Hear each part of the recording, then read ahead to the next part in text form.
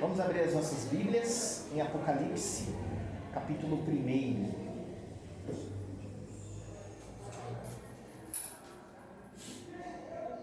Para quem não estava aqui na primeira aula, vou fazer um resumo bem rapidinho do que a gente falou. Puxa a porta para mim, por favor. Obrigado. Primeira coisa, Apocalipse foi escrito numa época de bastante dificuldade, perseguição e opressão do Império Romano à Igreja. O imperador romano clamou para si a divindade e obrigou as pessoas a adorá-lo como Deus. Isso por si só já era um problema para a igreja. O Apocalipse, nós falamos sobre o estilo literário do Apocalipse, que ele deve ser interpretado de forma figurada, que qualquer interpretação literal é muito perigosa. Nós falamos sobre o tempo do Apocalipse, ele fala do passado, do presente e do futuro. E aí, conforme a gente for desenrolando o livro, a gente vai ver isso. E falamos sobre o fato do Apocalipse ter muitas referências do Antigo Testamento. E o principal, o livro do Apocalipse não é uma única história do capítulo 1 ao capítulo 22. São 7 vezes que uma mesma história é contada. Então o livro é dividido em 7 sessões, em 7 vezes que uma história é contada. Que história é essa? A história da redenção. Então nós temos uma divisão do capítulo 1 ao capítulo 3. Tudo isso vai estar na apostila, tá? Quem quiser tomar nota, pode ficar à vontade. Mas quando a gente distribuir as apostilas, isso já vai estar lá. Do capítulo 4 ao capítulo 7 é a segunda divisão. Do capítulo 8 ao 11, a terceira divisão. Do 12 ao 14, a quarta divisão. Do 15 ao 16, a quinta divisão. Do 17 ao 19, a sexta divisão. E do 20 ao 22, a sétima divisão. Por que contar a mesma história 7 vezes? Para fazer as pessoas que estavam ouvindo, porque a gente tem que entender que naquele tempo não tinha coisa escrita. As cópias eram muito raras, porque você tinha que escrever no MOOC. E aí ficava muito difícil você reproduzir um texto. Então aquele texto era reproduzido uma única vez e como que ele era passado? Oralmente. A história era contada. E o recurso de repetição serve para fixar. Além disso, as 7 vezes em que a história é contada, vai acrescentando coisas ou perspectivas que nas outras vezes não tinham. Quando a gente terminar o capítulo 22, a gente vai ter um panorama das coisas que vão acontecer, que aconteceram, como o próprio livro diz, né? Das coisas que aconteceram, acontecem e vão acontecer. E isso só é possível quando você olha o livro como um todo. Não dá para você pegar um pedaço do Apocalipse e extrair dele uma doutrina, uma teologia. O livro transmite uma mensagem. O mais importante é nós entendermos que mensagem é essa. E nós vamos começar hoje falando sobre as cartas do Apocalipse. As cartas, elas se encontram do capítulo 2 e o capítulo 3, mas elas têm uma introdução no capítulo 1. Então nós vamos ler agora do capítulo 1, a partir do versículo 4. João, às 7 igrejas que se encontram na Ásia, graça e paz a vós outros da parte daquele que é, que era e que há de vir, da parte dos 7 Espíritos que se acham diante do seu trono, e da parte de Jesus Cristo, a fiel testemunha, o primogênito dos mortos e o soberano dos reis da terra, aquele que nos ama e pelo seu sangue nos libertou dos nossos pecados e nos constituiu reino, sacerdotes para o seu Deus e Pai. A ele a glória e o domínio pelos séculos dos séculos. Amém. Eis que vem com as nuvens, e todo verá, até quantos o traspassaram. E todas as tribos da terra se lamentarão sobre ele. Certamente. Amém. Eu sou o Alfa e o Ômega, diz o Senhor Deus, aquele que é, que era e que há de vir, o Todo-Poderoso. Vamos orar? Senhor, nós te agradecemos por essa manhã, te agradecemos pelo culto que já tivemos, pela oportunidade, pelo privilégio de poder louvar o teu nome, engrandecer ao Senhor, estar aqui na tua casa de oração em comunhão com os nossos irmãos. Te pedimos nesse momento que o Senhor fale aos nossos corações, que o Senhor edifique as nossas vidas e que, além de tudo, possamos praticar tudo que nós aprendemos na escola dominical. Nós oramos agradecidos em nome de Jesus. Amém. Pois bem, falando das cartas do Apocalipse, parece estranho, porque o Apocalipse ele é um livro. Ele é um livro que emoldura uma carta. Quando você lê o versículo 1, o versículo 1 é a introdução de um livro. Revelação de Jesus Cristo que Deus lhe deu para mostrar aos seus servos. É a introdução de um livro. No versículo 4, parece que ele está escrevendo uma carta. Porque ele começa falando, olha, eu, João, para quem? Quem são os remetentes? As 7 igrejas que se encontram na Ásia. Ele cumprimenta, ele faz um cumprimento. Como Paulo faz nas epístolas dele, mas Paulo faz um cumprimento muito mais rebuscado, elaborado. Ele fala, Paulo, servo de Jesus Cristo, apóstolo, que da parte de Jesus, não sei o quê. João não. João simplesmente fala assim, eu sou João. Ele fala o destinatário, as 7 igrejas que se encontram na Ásia. E aí ele começa a falar da parte de quem ele está falando. Que na verdade é onde ele quer dar a ênfase. O começo do livro do Apocalipse, ele é uma apresentação. É como se João tivesse chegado no mundo. É como se João fosse o mestre de cerimônias. E ele fala assim, oi pessoal, boa noite. Quem vai falar é ele. Então eu já passo a palavra, né, como a gente fala aqui na igreja, eu passo a palavra para ele, usando o exemplo do próprio Cristo. Cristo, quando esteve aqui, ele falou assim, eu não falo de mim mesmo, mas eu falo da parte daquele que me enviou. João faz a mesma coisa, ele não fala dele mesmo, ele fala de Jesus. Ele usa o exemplo do próprio mestre. E aí nós vamos ver uma longa descrição. E na verdade, o capítulo 1 do Apocalipse, ele apresenta Jesus. Ele apresenta quem é o verdadeiro autor do Apocalipse. E quem é o verdadeiro administrador de tudo que acontece. Primeiro ele vai falar o que Jesus fez. E depois ele vai falar o que Jesus é. Antes de entrar no que cada coisa dessa significa, tem bastante coisa, a gente vai começar a ver a questão dos números. Como tudo no Apocalipse é um símbolo, os números também devem ser encarados como símbolos. Como a gente viu na primeira aula, a interpretação do Apocalipse é figurada, não é literal. Então os números também não podem ser encarados de forma literal. Aí eu pergunto para vocês, o que é um símbolo? O que é um símbolo? Um de cada vez. Uma representação. Uma representação.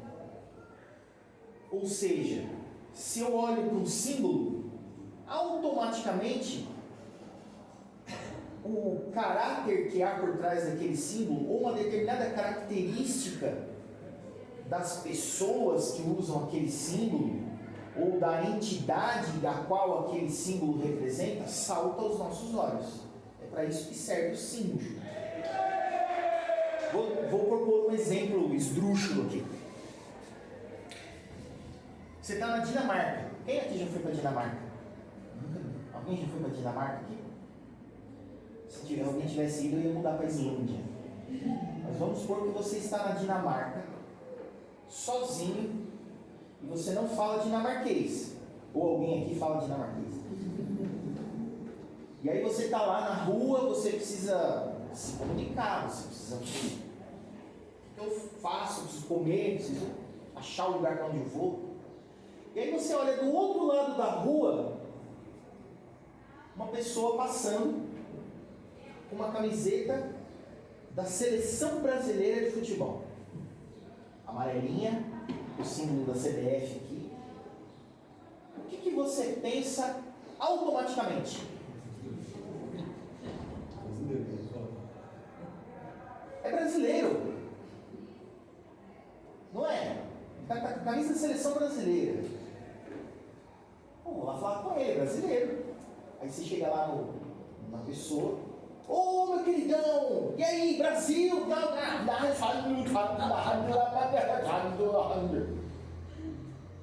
Como assim? Tipo isso. Passando férias na Dinamarca. Com a camisa do Brasil. Meu dinamarquês é sotaque, tá? Meu dinamarquês é sotaque. Um sotaque meio árabe. O que significa tudo isso? A camisa da Seleção Brasileira, ela é um símbolo do nosso futebol, do Brasil. Só que ela é o Brasil? Não é o Brasil. Você vê um cara com a camisa da Seleção Brasileira, escrito Neymar 10 atrás. É o Neymar? Aquela camiseta, ela é um símbolo de um jogador que joga muito bem, mas a pessoa que está usando a camiseta não é um jogador. É importante a gente saber dessas coisas porque os símbolos, eles recebem, a gente dá significado aos símbolos, só que vou citar outro exemplo esdrúxulo.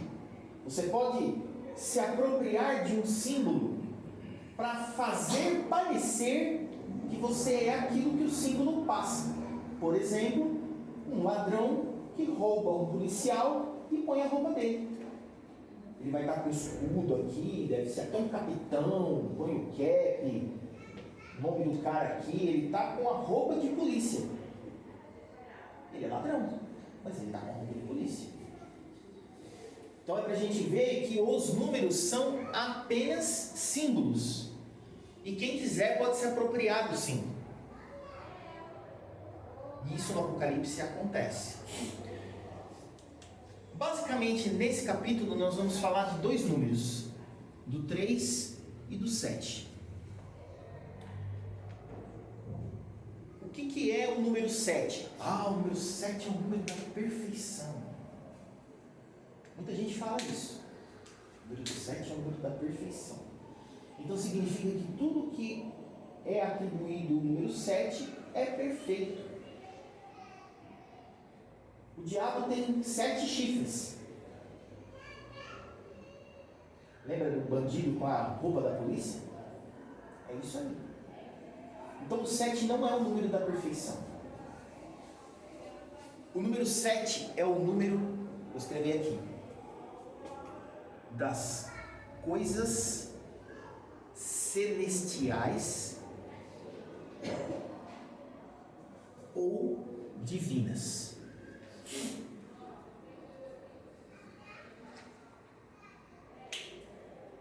São 7 igrejas, 7 selos, 7 trombetas, 7 taças. Há 7 bem-aventuranças no livro, 7 versículos que começam bem-aventurado. Há 7 referências à volta de Cristo. Há 7 referências à palavra de Deus. E 7 referências a Deus diretamente. O número 7 é exaustivamente usado pelo céu e por Deus, mas ele não é o número de Deus. Ele representa as coisas divinas. E o diabo faz uso do número 7 para quê? Para fazer parecer que ele é legal. Nós vamos ver isso mais para frente. Não percam. os próximos episódios dessa temporada.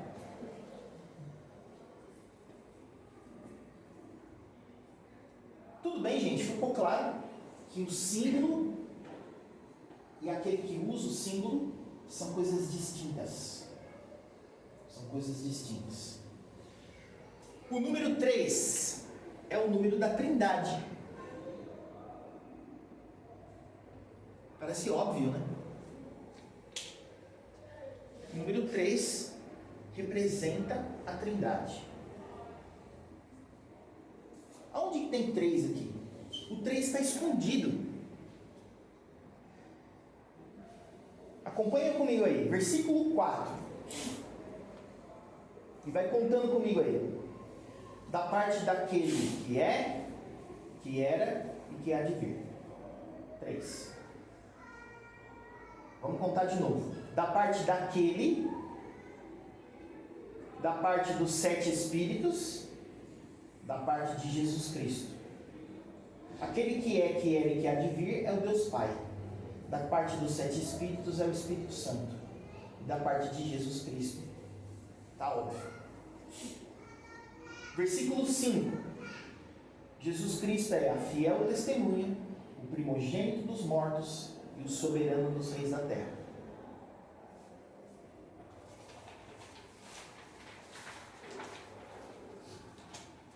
Ainda no versículo 5. Ele nos ama, pelo seu sangue nos libertou dos nossos pecados e nos constituiu reino sacerdotes para o seu Deus e Pai. Versículo 7. Todo olho verá, até quanto os traspassaram, e todas as tribos da terra se lamentarão sobre ele. Versículo 8. Eu sou o Alfa e o Ômega, aquele que é, que era e que há de vir. Outra estrutura de 3 dentro de uma estrutura de 3. O Todo-Poderoso. Para que serve? A principal pergunta que a gente tem que fazer é: para que serve? Primeiro, é para dizer para quem estava ouvindo: olha, a Trindade está nesse negócio. Para que isso precisa ser dito? Foi o que eu falei na primeira aula. Os que não estavam aqui vão ouvir pela primeira vez. Quando o Apocalipse é escrito, não existe Bíblia. Não existe esse livro aqui. Os manuscritos, como eu falei no começo, eles circulavam e eles eram lidos e as pessoas ouviam. É fácil hoje você olhar para a Bíblia fechada e entender toda a história e saber o final da história. Não é mais fácil? Imagina que você estivesse lendo a história de José sem saber o final. Imagina que você... É um exercício difícil, porque a história de José é muito contada, a gente está cansado de ouvir. Mas faça um exercício de um dia ler a história de José, se colocando no lugar dele e sentindo, tentando reagir ao que acontece naquele momento. Faz um react da história de José. Você vai ver que não é tão simples. É a mesma coisa do Apocalipse. Poxa, a Trindade, nós estamos cansados de ouvir a Trindade, de saber o que é a Trindade. Naquele tempo não era assim. Não era assim. Então havia necessidade para mostrar para a igreja que o Pai, o Deus Pai, o Deus Filho e o Deus Espírito Santo estavam trabalhando ativamente em prol da igreja. Por isso a descrição é feita nesses termos. E é interessante que em 2 momentos ele fala daquele que é, que era e que há de vir. Passado, presente e futuro. Para dar uma ideia daquele que controla todas as coisas. Para a gente que cansou de ler o Salmo 23, que cansou de ler um monte de coisa, parece uma repetição do óbvio. Mas para eles não. O Deus Pai é o Deus eterno que controla todas as coisas. Os 7 Espíritos, para dizer que o Espírito é o Espírito Santo. Em Apocalipse 4, 5 são tochas que ardem diante do trono de Deus. Uma representação de que a luz que a igreja, nós não somos o sal da terra e a luz do mundo. Jesus não fala isso? Nós somos o sal da terra e a luz do mundo. Só que essa luz não provém de nós mesmos. A luz que nós brilhamos provém do Espírito Santo que habita em nós. E o Deus Filho, Jesus Cristo, a fiel testemunha. E aí nós vamos ouvir exaustivamente essa palavra, testemunha, fiel testemunha. Por quê? Aí, por isso que eu falei na primeira aula, é importante nós entendermos que o livro do Apocalipse foi escrito, em primeiro lugar, para as 7 igrejas e para a realidade que elas estavam vivendo. E aí quando a gente entrar em cada igreja, a gente vai ver. Por que Jesus se intitula primeiro como a fiel testemunha? Porque Ele é o nosso mestre por excelência. Ele sendo o nosso mestre por excelência, Ele dá o verdadeiro testemunho. Ele sustentou o seu testemunho até o fim. Ele foi pregado na cruz, Ele morreu pelos nossos pecados. Então Ele está dizendo para a igreja assim: olha, eu sou, façam como eu, testemunhem como eu testemunhei. Ele é o primogênito dos mortos. Porque aí alguém poderia falar assim: poxa, mas você foi até as últimas consequências e morreu. E aí Jesus responderia: mas eu sou aquele que ressuscitou. Deus não me deixou morto lá na tumba, Ele ressuscitou. E isso para o crente, para a igreja, é uma garantia. Assim como Jesus ressuscitou, nós ressuscitaremos com Ele. E Jesus não é só apenas aquele que testemunha, que sofre, que é perseguido, que é morto e que ressuscita. Ele é o soberano dos reis da terra. Ele se esvaziou, mas Deus o exaltou sobremaneira. E Ele hoje é o soberano dos reis da terra. Num momento em que o imperador romano estava dizendo para todo mundo assim: olha, vocês têm que me adorar porque eu sou Deus. A resposta de Jesus é essa: eu sou o soberano dos reis da terra. Todos eles estão abaixo de mim. Então não temam, vocês não precisam adorá-los, vocês precisam me adorar. Isso era uma chamada para a igreja ao testemunho, à perseverança, ao caminhar com Deus. E aí ele continua falando aquilo que Cristo fez por nós. No versículo 5 ele continua: aquele que nos ama e pelo seu sangue nos libertou dos nossos pecados e nos constituiu reino, sacerdotes para o seu Deus e Pai. Batendo com aquilo que diz 1 Pedro: nós somos raça eleita, sacerdócio real, nação santa, povo de propriedade exclusiva de Deus. E uma promessa: depois que João descreve Jesus, depois que João apresenta Jesus, aquilo dá as credenciais de Jesus, ele faz uma profecia: eis que vem com as nuvens e todo olho verá, até quantos o traspassaram, e todas as tribos da terra se lamentarão sobre ele. Aqui já tem um spoilerzinho do que vem pela frente, do caráter do livro do Apocalipse no que diz a respeito à ação de Deus na história, no tempo do fim.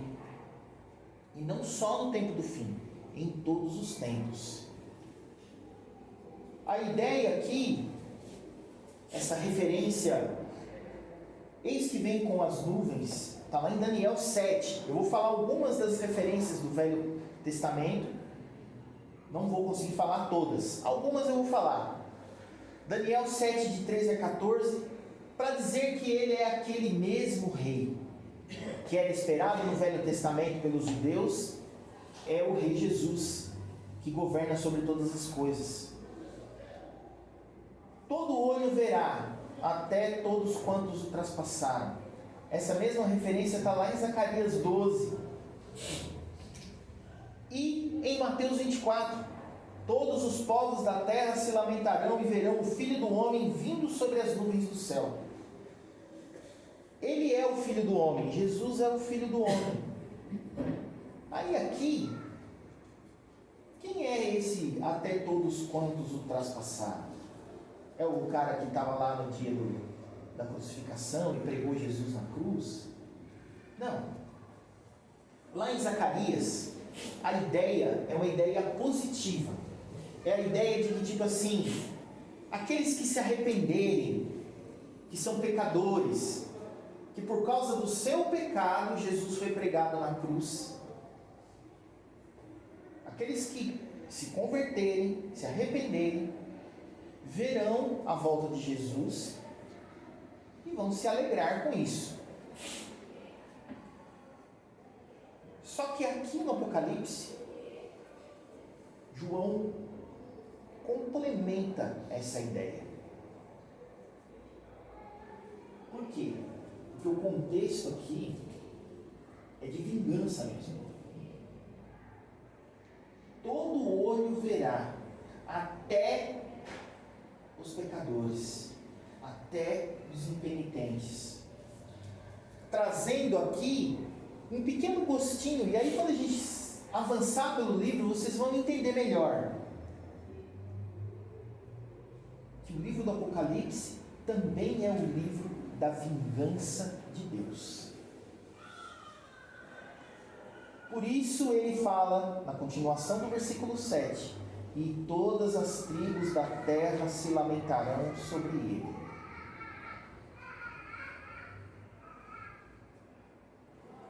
Seja lá qual contexto estiver mais correto, ou de Zacarias, ou aquilo de Apocalipse, a ideia é justamente esse aspecto de juízo. A segunda vinda de Cristo trará juízo. E às vezes a gente se acostumou tanto a falar isso. Jesus vai vir para julgar. Jesus vai vir para julgar. E é justamente isso que o livro do Apocalipse vai trazer para a gente. Qual é o tamanho desse julgamento? Qual é a profundidade desse julgamento? Não percam as próximas aulas, os próximos capítulos. E aí no versículo 8, ele dá um certificado de garantia. Quem é que garante tudo isso? O próprio Deus Pai. Eu sou o Alfa e o Ômega, diz o Senhor Deus, aquele que é, que era e que há de vir, o Todo-Poderoso. Ou seja, ele se identifica. Alfa e Ômega são as duas letras do alfabeto grego, a primeira e a última. Ou seja, é o Deus que cobre toda a história, que estava no início e que estará no fim. Uma ideia semelhante ao que passa aquele que é, que era e que há de vir. Ou seja, para que serve a igreja ficar sabendo disso? Para nós parece o óbvio. Se você pegar qualquer crente aí na igreja e perguntar, ele vai te falar isso. Deus controla todas as coisas. Deus está no controle. Deus é o Senhor e soberano de todas as coisas. Mas e quando as provas vêm? Quando as dificuldades aparecem? Será que a gente consegue falar com o peito tão cheio que Deus está no controle de tudo, que Ele é o Senhor da história? Então, mais uma vez, a gente tem que se colocar no lugar da igreja, que recebeu essa carta, que estava sendo perseguida e oprimida. Para ele, essa coisa já estava meio nebulosa. Depois de mais de 60 anos que Jesus tinha ressuscitado, uma geração inteira já tinha morrido, sido martirizada, e Jesus não voltou. E aí? O que a gente faz? Hoje fácil, a gente tem o Apocalipse. Eles não tinham. Tudo bem até aqui, gente? A segunda descrição que João faz, ele faz numa visão. E é aquilo que eu estava conversando agora aqui um pouco de aula com o Estevão, seminarista. Se a gente for desenhar o que João leu, João viu, nós não conseguimos. Fica uma coisa assim, aberrante. Versículo 9. João começa a contar o que está acontecendo com ele. Eu, João, irmão vosso e companheiro na tribulação, no reino e na perseverança, em Jesus, achei-me na ilha chamada Patmos, por causa da palavra de Deus e do testemunho de Jesus. Achei-me em espírito no dia do Senhor, e ouvi por detrás de mim grande voz como de trombeta, dizendo: o que vês, escreve em livro e manda às 7 igrejas: Éfeso, Esmirna, Pérgamo, Tiatira, Sardes, Filadélfia e Laodiceia. Está vendo? Porque o Apocalipse é para as 7 igrejas, tem que fazer diferença para as 7 igrejas. E entender o contexto das 7 igrejas nos ajuda a entender o conteúdo de cada carta. Eles são a primeira audiência do livro, a estreia. Sabe quando você vai fazer uma peça de teatro? A estreia. Quem que é a estreia? Quem que é a plateia? O público da estreia, as 7 igrejas. Versículo 12. Voltei-me para ver quem falava comigo.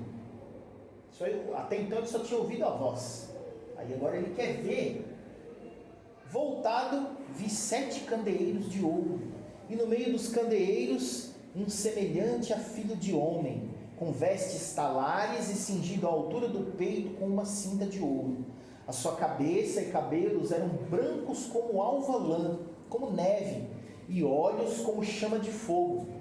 Os pés semelhante ao bronze polido, como que refinado numa fornalha. A voz como voz de muitas águas. Tinha na mão direita 7 estrelas, e da boca saía-lhe uma afiada espada de 2 gumes. O seu rosto brilhava como o sol na sua força. Quando o vi, caí a seus pés como morto. Porém ele pôs sobre mim a mão direita, dizendo: não temas, eu sou o primeiro e o último, aquele que vive. Estive morto, mas eis que estou vivo pelos séculos dos séculos, e tenho as chaves da morte e do inferno. Guardem essa informação. Tenho as chaves da morte e do inferno. Escreve, pois, as coisas que viste, as que são e as que hão de acontecer depois destas. Mas o Apocalipse não fala só do futuro? Não. As que viste. Até agora nós só falamos de coisas que já aconteceram. Vocês concordam? Tudo que nós falamos aqui sobre Jesus é o que ele é e o que ele fez. As que viste, as que são e as que hão de acontecer depois destas. Quanto ao mistério das 7 estrelas que viste na minha mão direita e aos 7 candeeiros de ouro, as 7 estrelas são os anjos das 7 igrejas e os 7 candeeiros são as 7 igrejas. Muito bem. 7 igrejas.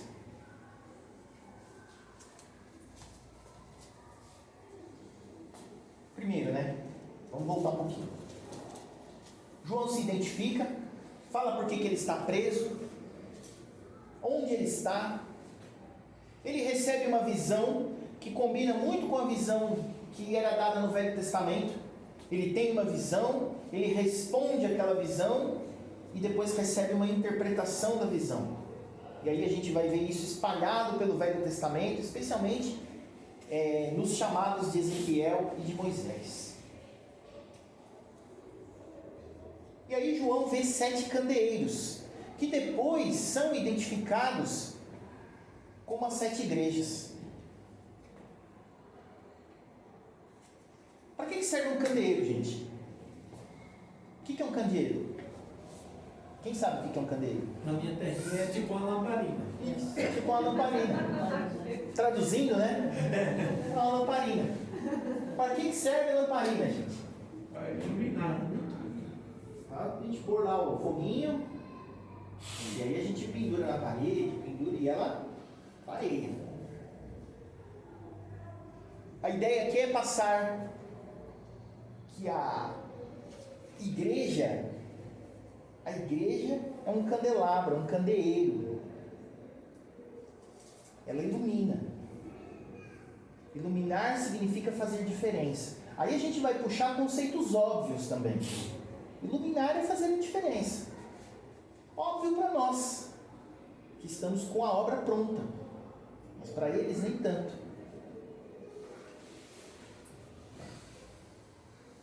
E aí, ele começa a ver Jesus.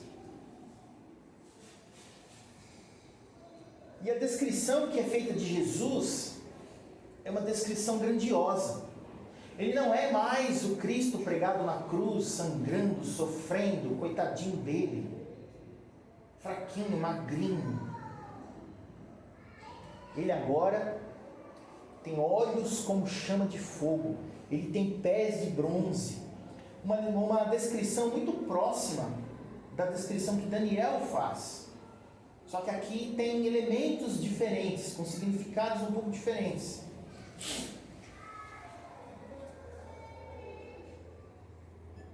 Outra coisa, ele usa a palavra semelhante. Ele vai usar a palavra semelhante várias vezes. E isso vai contribuir com a nossa interpretação figurada. Porque no original, o semelhante indica que o que João estava vendo não era concreto.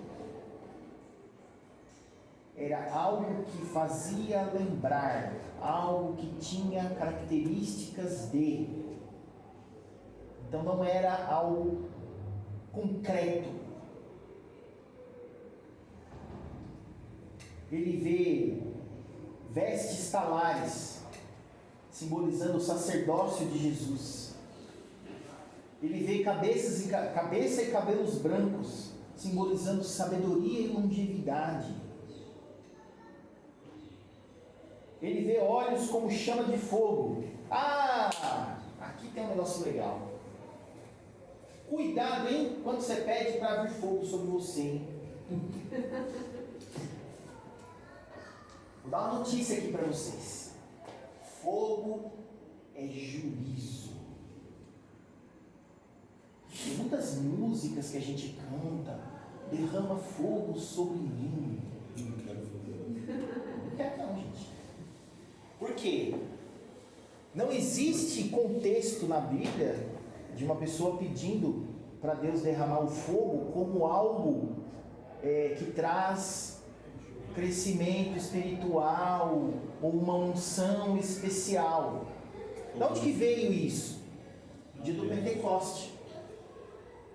No Pentecoste, os discípulos estavam reunidos ali, de repente vieram chama de fogo. É isso que está escrito lá? Labaredas como que de fogo. Lembra do semelhante? É a mesma palavra. Então o cara olhou e falou assim: ah, tem jeito de fogo. É o único momento em que você vê alguma coisa de fogo de forma positiva vindo sobre a igreja. Quando Elias ora e cai fogo sobre a oferta que é queimada é porque a oferta está levando o pecado. Então cai fogo para queimar o pecado. É o juízo de Deus se manifestando naquele momento. E eu já vi gente orando: como o Senhor derramou fogo sobre a oferta no altar, derrama sobre mim. Ah, meu filho, cuidado. Se ele te ouvir.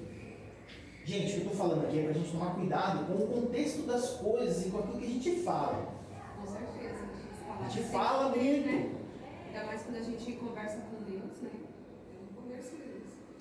Então, o fogo que está nos olhos de Jesus é esse juízo, vou usar uma palavra difícil aqui, perscrutador, que entra na nossa entranha, que vasculha a gente inteiro. É o olho de Deus. Os pés de bronze polido. Já pegou um pedaço de bronze? Pesado pra caramba. Imagina um pé de bronze. Imagina o pé de Jesus de bronze. Não é literal, gente. A ideia é passar. O símbolo passa uma ideia. A ideia é de um negócio pesado, que tem durabilidade, que não enferruja fácil. Para quê? Para que os inimigos sejam esmagados debaixo dos seus pés. É o julgamento do rei. É o papel de juiz que Jesus tem. Voz como de muitas águas. Aqui tem um símbolo interessante. Águas. Eu vou repetir isso outras vezes, tá? A água que se apresenta no Apocalipse de diversas formas. Rios, mar, aí, né? Muitas águas.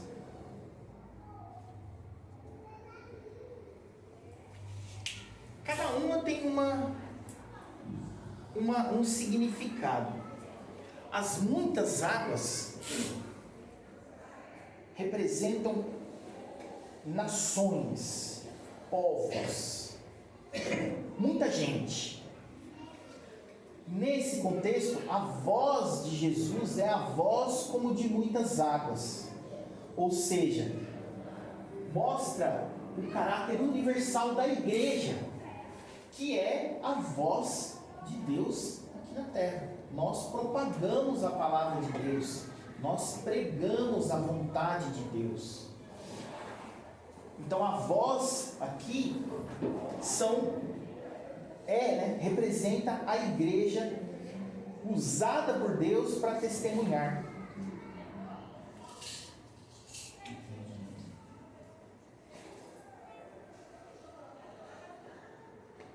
Os rios têm uma conotação bem parecida, só que aqui é genérico. Enquanto essas muitas águas específicas desse texto, elas estão falando da igreja, os rios significam uma multidão de gente. Normalmente toda a raça humana. Em geral, toda a raça humana. E o mar? Já já nós vamos ver o mar aí, o mar vai aparecer. O mar representa o mal, a malignidade. Por quê? Porque quando o povo de Israel estava fugindo do Egito, dos exércitos de Faraó, que é considerada a pior manifestação de maldade contra o povo de Israel, porque se eles pegassem, eles iam matar todo mundo. O povo se deparou com o Mar Vermelho. Então o Mar Vermelho ele se transformou num símbolo de maldade, de tudo aquilo que é contrário ao povo de Deus. E é interessante que Moisés abre o mar com a vara. Então o mar, o mal, se afasta e abre caminho para que o povo de Deus, que representa o bem, passe através dele. Da mesma forma que quando você acende uma luz, o que acontece com a escuridão? Some. Ela vai debaixo da mesa. Ah, eu achei a escuridão ali, ó. Não, na hora que você acende a luz, inclusive a luz vai apagar. A escuridão vai embora. Da mesma forma, o mar se abre, ele sai do caminho para que o povo de Deus passe. E isso ficou na tradição judaica, na cultura judaica. como uma representação do mal. Então, todas as vezes que você vê o mar no Apocalipse, é o mal. Ou ele vai fazer uma coisa boa, ou ele vai fazer uma coisa boa, não, né? O mal não faz coisa boa. Ou vai acontecer uma coisa boa para ele, isso que eu quis dizer, ou ele vai fazer uma coisa ruim com todo mundo. 7 estrelas, 7 anjos das 7 igrejas. Aqui tem um ponto de divergência. Alguns interpretam os 7 anjos como 7 pastores. Só que isso não encontra base na Bíblia. Não existe em lugar nenhum um outro lugar onde um anjo é comparado com o pastor da igreja. E é feita essa associação. Todas as cartas começam desse mesmo jeito. Ao anjo da igreja, da cidade tal, escreve. Não significa necessariamente que é o pastor da igreja. Não tem base para a gente falar isso. Não tem base. Então, muita gente também fala: vamos orar pelo anjo da igreja, tal, que é o pastor. Não necessariamente. Você pode orar pelo pastor, não precisa chamar ele de anjo da igreja. Alguns entendem que eram anjos protetores das igrejas, anjo da guarda da igreja, tal como está lá em Atos, quando Pedro é solto da prisão e ele vai bater na porta lá e... Não, Pedro está preso, deve ser o anjo dele. Existia essa crença no começo do primeiro século, de que haviam anjos que guardavam os crentes e, por extensão, guardavam também as igrejas. Aqui, o que é o mais certo da gente pensar? Até porque isso também não tem base em nenhum lugar da Bíblia. O que é o mais certo da gente entender? É entender o símbolo. O anjo sempre é um mensageiro de Deus, um obreiro de Deus, alguém que é encarregado de Deus para levar uma mensagem, que é o caso literal aqui. Ele está levando uma mensagem.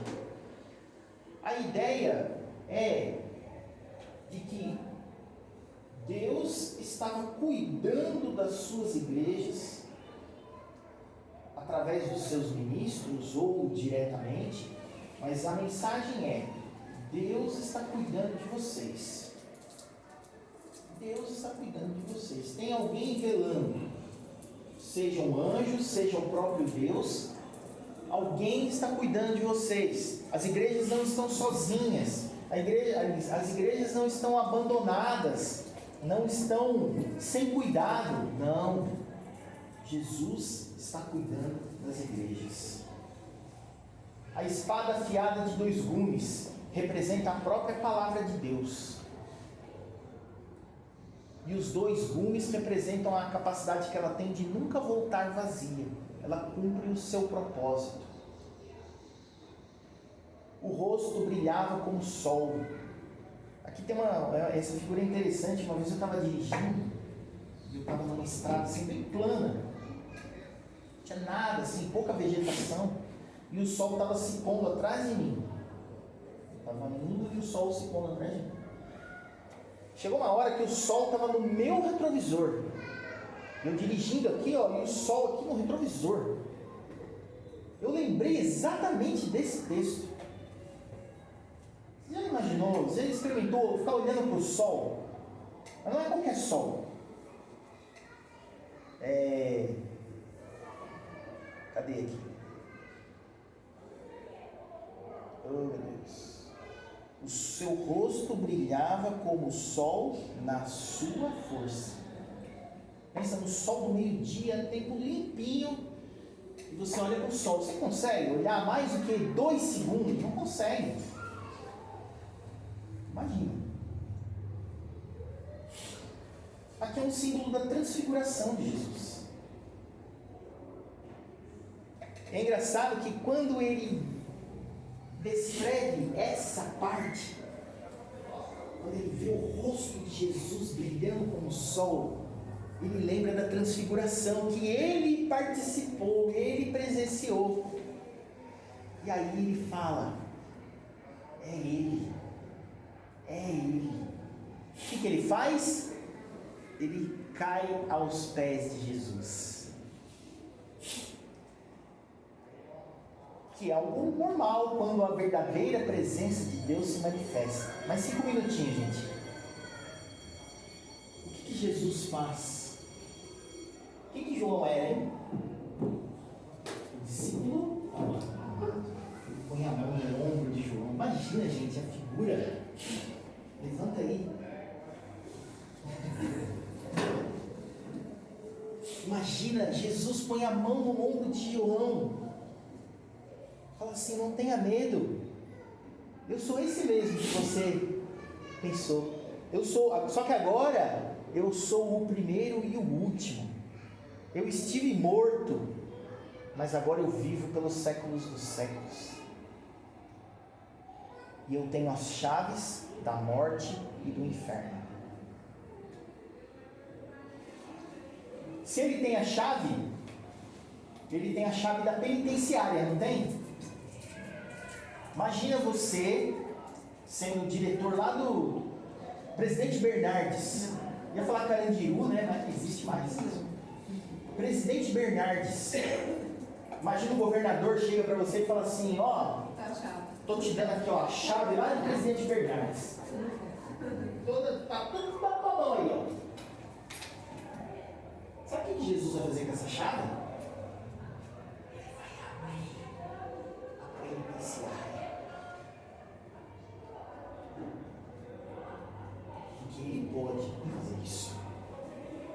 Porque ele tem as chaves da morte e do inferno. É aquele que controla todas as coisas. É ele que manda, é ele que governa, é ele que abre, é ele que fecha. Não é o imperador romano que manda prender, manda matar, manda prender, manda soltar. É Jesus.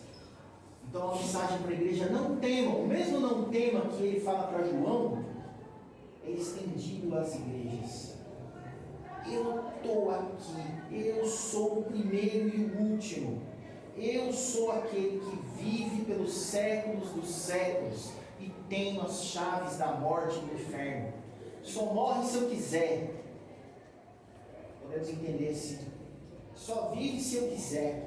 Então, igreja, não temam o imperador romano, não temam o que os outros estão falando que vão fazer com vocês. Eu sou o Todo-Poderoso. E aí, para a gente encerrar, escreve, pois, as coisas que viste. Como eu falei, nós só estamos falando de coisa que já aconteceu. Não estamos falando do futuro até agora. Tudo que a gente viu aqui são coisas que Jesus fez. Para quem? Para nós. Então nós estamos falando do quê? Da redenção. Lembra que eu falei que a história da redenção é contada 7 vezes? Nós estamos contando. Não como fatos sequenciais. Aconteceu isso, depois aconteceu isso, depois aconteceu isso. Não. São informações que são dadas. Aos poucos essas informações vão se encaixar no todo da história, conforme a gente for avançando nos outros ciclos. Então são as coisas que você viu, as coisas que você vai ver e as coisas que você ainda vai ver. As coisas que você está vendo e as coisas que você ainda vai ver. O que é o que ele está vendo?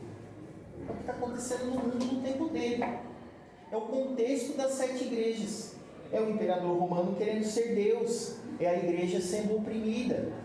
É uma igreja que achava que era rica, mas era pobre. Ou uma igreja que era pobre, mas era rica. E aí ele vai começar as 7 cartas. E aí a gente vai ver dentro das 7 cartas todo esse contexto. As 7 cartas, dentro das 7 cartas, elas não são tudo isso, mas dentro delas está exatamente esse e as que são. Estão dentro das 7 cartas. Também estão dentro das 7 cartas as que viste, que ele vai repetir algumas coisas que ele já falou, e as que hão de acontecer, ele vai falar porque ele faz promessas para o futuro. Então, não percam, a partir da próxima aula, as 7 cartas. Amém, gente? Deus abençoe vocês, um excelente domingo, vão na paz. Se vocês tiverem alguma dúvida, quiserem perguntar, fiquem à vontade, tá bom?